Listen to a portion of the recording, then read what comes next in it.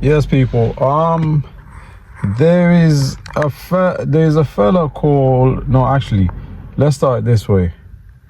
Nigel Farage, politician.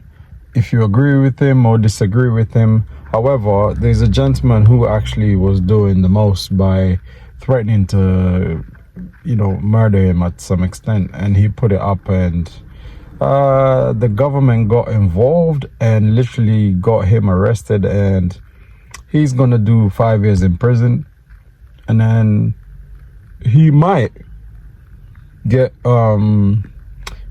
deported back to Afghanistan, where he's from. At the end of the day, he is also known to have at least 20 separate issues in Sweden, and then he did the thing where he entered the UK via a boat, because a lot of people have been doing that recently from France. They get on a boat on the sea. That's one of the deadliest things I've ever seen in the news, because it's like, whoa, how you get on a boat and to cross over. And some of them never make it. Some of them never make it, and those that make it end up doing a ton of other things. But this individual, he had 20 convictions whereby in Sweden, and then he got on the boat in the UK, and getting on the boat in the UK, he threatens one of the politicians, Nigel Farage, and it's like, what the hell are you doing, man? But anyway, the interesting thing about him, he has a tattoo on his face of a AK-47. So it's like, dude, you have issues. Clearly you have issues. Now, the thing about this guy is, for me personally, I'm just looking at it and saying, if the British government can actually get down to get this guy prosecuted, why is there a gentleman called Robert James Purkiss? Robert James Purkiss, it's been 13 years now. I've covered this story before. It's been 13 years now, and he basically is accused of a murder charge actually, of a lady called Agnes Wanjiru, and this happened in Kenya. But what he ended up doing is he put her body in a septic tank. So whatever he did to her first, and then put her body in a septic tank. But it's been 13 years. She did it in Kenya, and then quickly came back to the UK.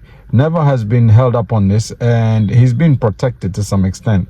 So I want to understand, how is it that one person who has actually threatened, and he's not supposed to do that, has got the lesson that he needed, and he's been prosecuted and he's been given 5 years imprisonment, but then this guy who committed a murder is walking freely up north in Manchester, somewhere near there anyway, that's where he's from, and he's never been prosecuted? Like, you gotta take this thing off about the army because he's in the army. At the end of the day, if he was in the UK, there's no way the government will let him get away, irrespective of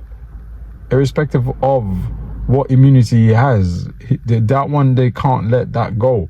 It's never going to happen. And plus, people will protest as much as they can. And this one here is on the British government, because you know what? They've sent people in there to talk to the family.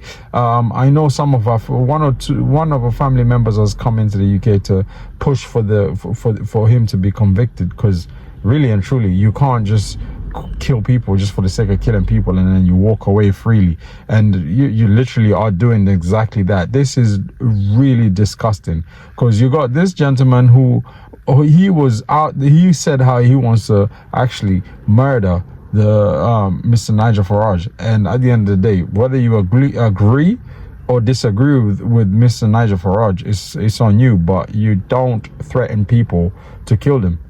Now, you've got this other gentleman who has been accused of actually committing the actual murder of this lady, and he has admitted to friends there he put the body in a septic tank, and he's walking free. It's been 13 years. Somebody please help me make sense out of that one, because I'm failing to understand how somebody is free for 13 years after committing her murder, man. It doesn't make any sense. And you know what? She had a daughter. The daughter is a grown woman now, and it's like, what is going on here? This ain't right. This really is not right. So what are we actually doing about it, man? And the British government needs to like come up and cough up and say, yeah, we're gonna send him back to be prosecuted for what he actually did, because he left that little girl without the mother. And you know what? Where they're from, it's not that they you know, the poverty is rife in that region. But why the hell did you commit that murder? What did you do to that woman before you murdered her is my question. But yeah, people, we need answers, and the British government needs to make answers, because I fail to understand how one gentleman has been jailed for threatening, and the man who has actually committed the murder is walking around freely. It's ridiculous. It's really ridiculous.